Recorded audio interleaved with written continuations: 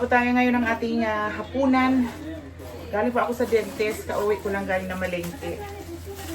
Ayan, bumili ako ng tinapay. I have here cut vegetables para pang salad. Tapos salmon, pork, potato salad, ready to eat, breadcrumbs, banana. Ayan, hindi mawawala ang ating banana kasi araw-araw kinakain namin yan. Cucumber. Ayan, ano lang siya, 3 piraso. Mas makakamura ka kasi pag 3 piraso bilhin mo. Kaya kahit 1 piraso lang sana gusto ko, bumili na ako ng 3. Pati yung kamatis. Ang mahal ng mga gulay dito, guys. Tapos I have here ito, pang special drink, syempre, mamaya. Ayan. Ano yan, 9% alcohol. At itong Kisilitol gum. Galing kasi ako sa dentist eh, maganda daw to, nguya-nguyain para mag-strong ang iyong gums. So ayan, gagawa tayo ng ngayon. Ang gagawin ko ngayon is tonkatsu. Tonkatsu po. Madalian lang kasi mag-aalas 6 na dito, hindi pa ako nakasain. So ayan, first of all, magsaing muna tayo.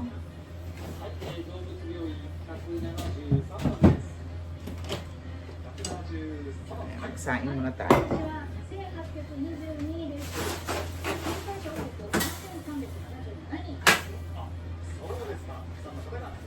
Alam nyo, ang sinasaing ko is lang, isang gatang lang.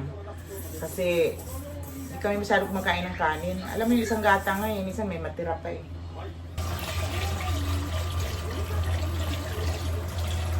Ayan, magsaing muna tayo. Tapos, gawin natin yung ating tonkatsu. Kailangan tingnan natin ito ng mabuti kasi minsan isang beses hindi ko pala na-on yung switch ng rice cooker. So ang nangyari is hilaw yung kanin pero lata. No? Kasi ilang oras siyang pagbukas, hindi pala siya luto.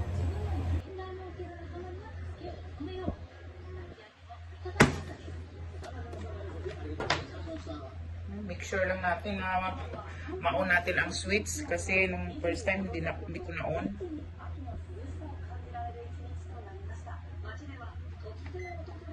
Ayan.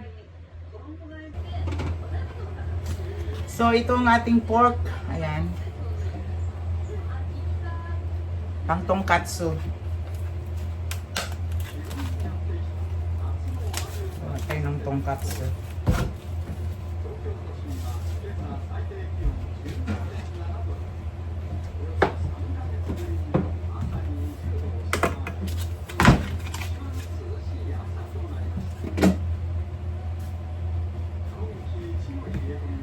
So itong ating tonkatsu, yan, meron kami pang yan, pang dokdok. Pang dokdok. Ito. So kailangan yan, tingnan mo yan.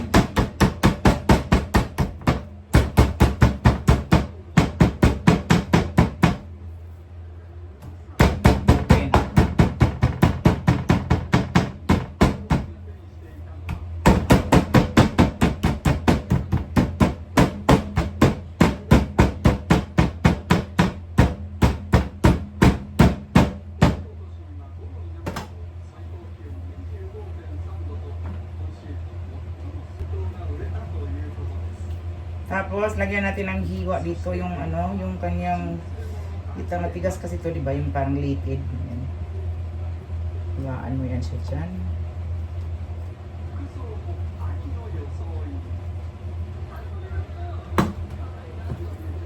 So yan, tapos lagyan na natin ng salt and pepper.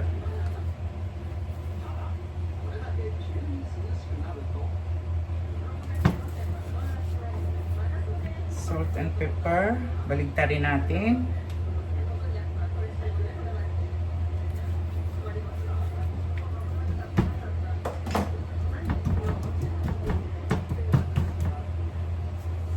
Tapos itong flour, all-purpose flour. Ayan, harina.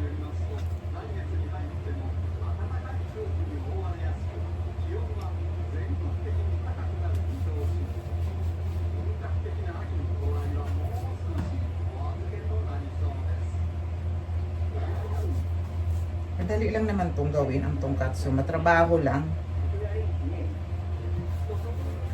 Matrabaho siya.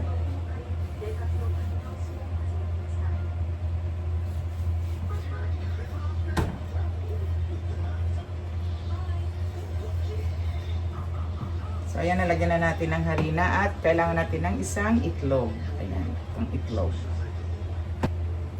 So, ang gagawin natin dito sa itlog, ilagay natin dito sa bowl at atin lang batiin.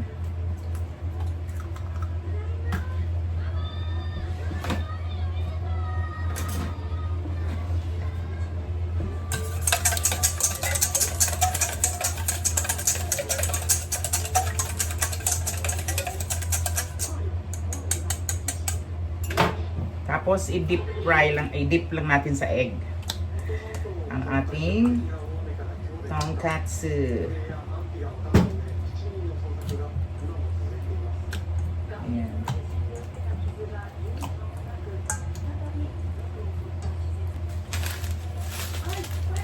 So kailangan natin ng breadcrumbs. Ayan, ilagay lang natin dito sa ating tray.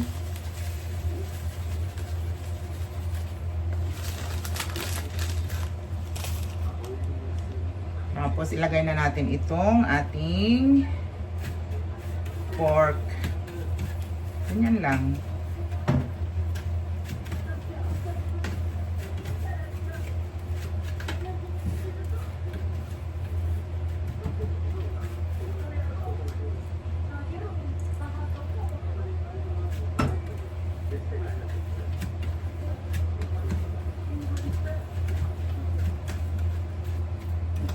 So ayan, ready to fry na to. Tapos magpainit lang tayo ng mantika sa ating kawali at i-fry na natin tong ating tonkatsu.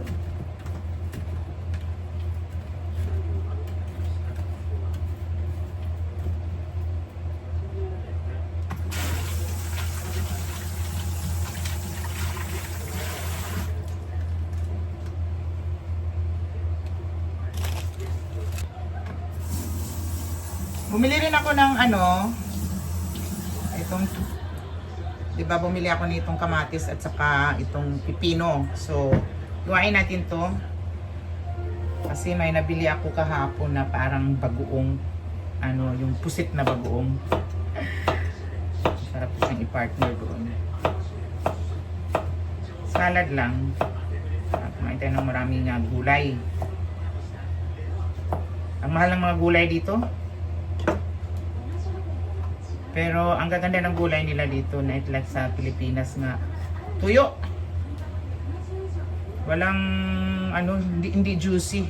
Dito ang mga tingnan mo yung pipino nila ang lambot ng balat.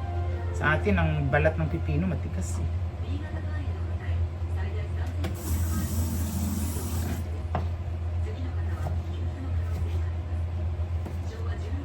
Ayan, hiwa-hiwa lang niya, slice lang. Tapos partneran natin ito mamaya doon sa binili ko kahapon na pusit na bagoong. Parang bagoong.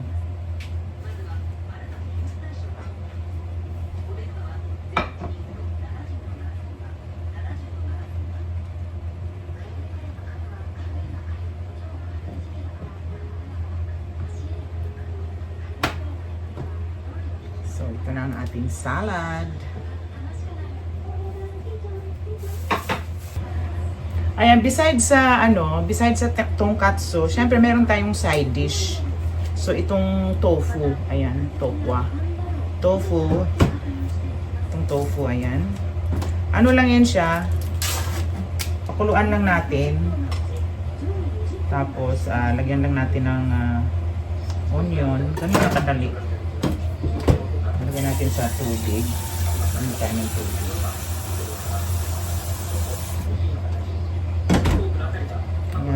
Sinlice ko lang siya hiniwa ko siya ng 4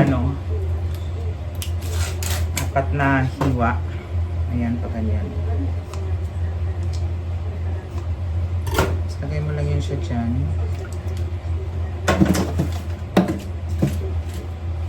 Tapos ating pakuluan.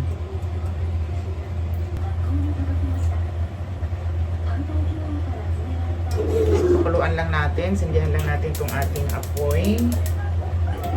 Ayan, pag kumulo na yan siya, ayan, hamuin lang natin. Yan lang. Tapos, maglagay na tayo ngayon ng mantika sa ating isang kawali para maprito natin or ma-deep fry natin yung ating tonkatsu. So, ayan po ang ating mantika at ating lang sindihan.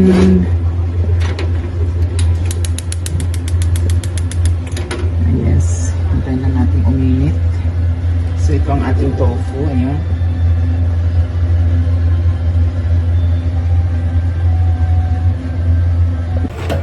So, check muna natin kung mainit na ba yung ating mantika. Ang pag-check niyan is lalagyan lang natin ng kunting ganito. Pag hindi pa, kulang pa. Pag gumanon na yan siya, parang mainit na. Ngayon hindi pa. Kaya siya. Check muna natin. Ito namang ating tofu ay kumulo na.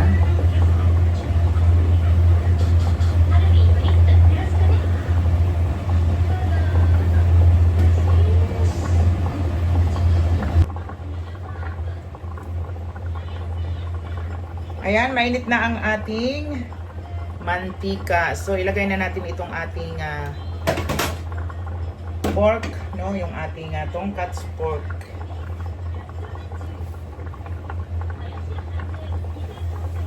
Ayan, diba? Pag masyado namang mainit kasi, tatalsik yan. So, dapat lang ganyan. Tapos, hintayin lang natin maging golden brown. Nahanap yung konti ako. So, yan lang. Hintayin natin maging golden brown. Ito namang ating tofu ay kumulo na. So, patayin na natin yung ating apoy.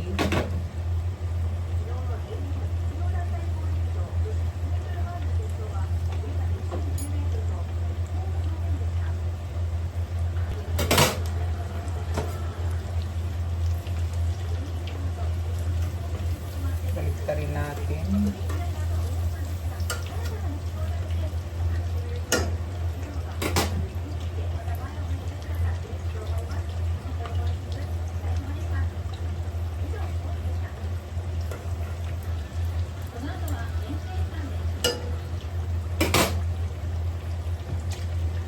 Alam nyo, nagluluto ako, nanonood ako ng, nagti-TV ako pero hindi ako nanonood. Basta maririnig ko lang yung sound. Tapos pag meron akong parang ano yun, ganyan, titingin lang ako yun. Pero hindi talaga ako nanonood ng ganyan, di ba? Kasi mas gusto ko nga ang radyo eh. Kasi ang radyo, di ba, parang nakikinig ka lang dyan. Kaya pag may laro ng baseball, kikinig lang ako ng radyo. Kasi pag TV kasi talagang nakafocus yung mata mo dun sa TV. Wala kang magagawang trabaho. Ayun. So habang hinihintay nating maluto yung ating tonkatsu, i-prepare muna natin itong ating tofu, no? Ilagay na natin dito sa ating lagayan. So, ito yung ating tofu. Ayan, yung pinakuluan kanina. Ayan, ilagay ko dyan. Lagyan lang natin yan siya ng spring onion, bonito flakes, at saka sauce. At luto na ang ating tonkatsu. Hanguin lang muna natin.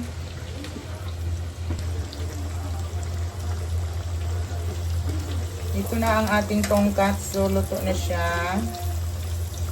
Ayan, ang ganda na ng kulay niya. Oh. Golden brown na siya. Tayin muna natin yung ating apoy.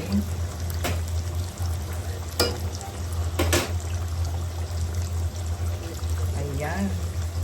Masarap na.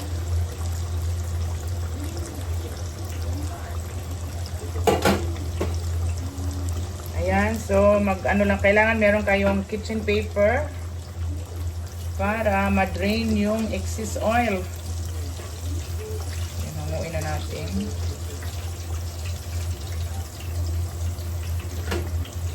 So, ayan po ang ating tonkatsu.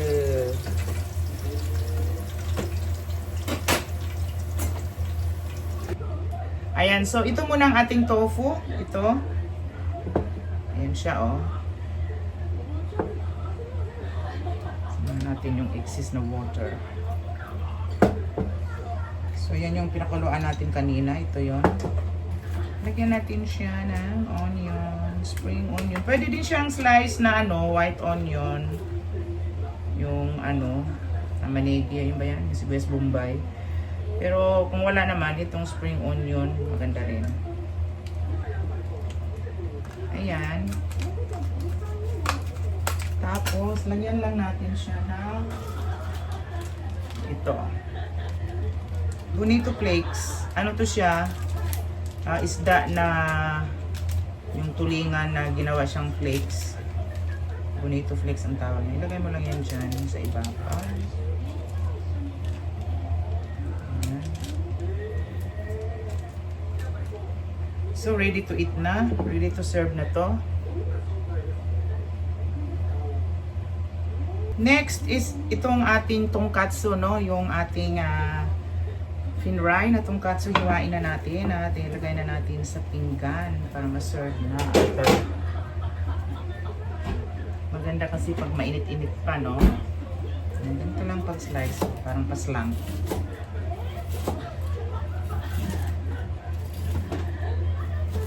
Okay, sorry.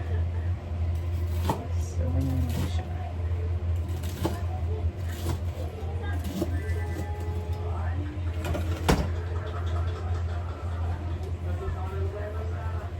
At itong ating pin-repair na pinggan. So, ito siya. So, ganito lang ang paglagay niya. Ayan.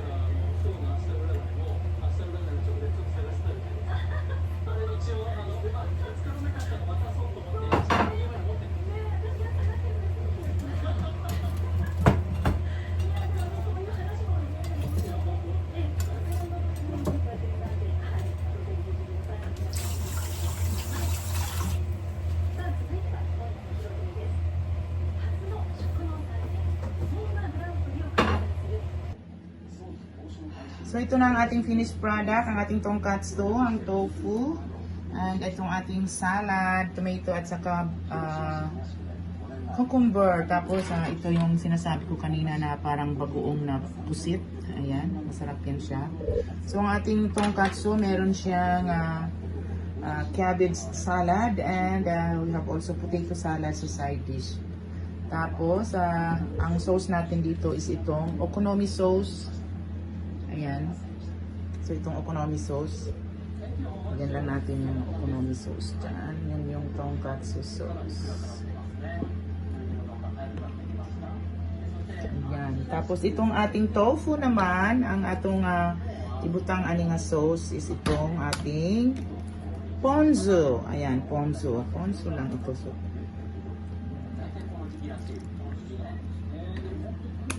so, ayan, ready to eat na. Ready to eat na. Thank you so much. So, ayan, kakain na kami. Thank you so much for watching, guys. Maraming salamat.